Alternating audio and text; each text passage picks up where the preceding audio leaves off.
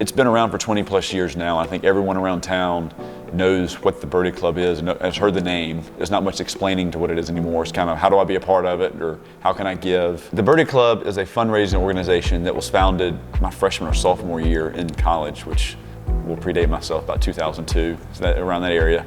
It was a group of just longtime supporters of the program for the Birdie Club and members of Forest Hills that got together wanting to provide auxiliary funds to the golf teams.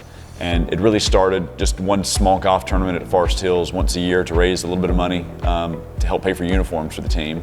And over the years, we kept having more and more fundraising golf tournaments to raise funds and to send to the programs just for extra travel and recruiting needs. And today it still has the same mission. We're a Division II school that plays golf Division I.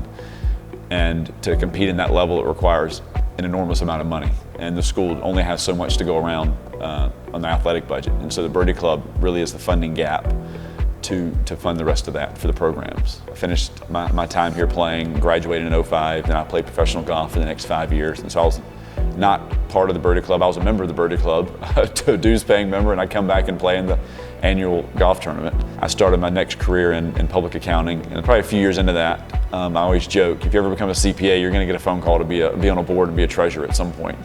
And that's kind of how it happened. And I was on the board for a few years, and then I moved into the treasurer role for probably 4 or 5 years. And then as the seats came open, I was approached. A few people on the board asked me to take over as president. The best way to describe my role is just overarching. I try to be the liaison sometimes between the school and the coaches and the staff, and just really meeting with them and just kind of help know what our funding piece is needed each year and talk to the coaches, what are the major needs. I think I've always liked the underdog story probably, and I think it's always the perennial underdog here.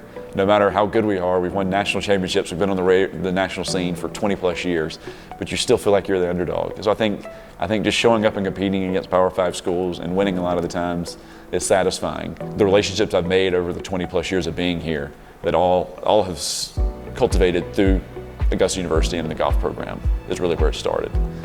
And that's probably the most proud part of this, just how much the community support you get from being a Jaguar.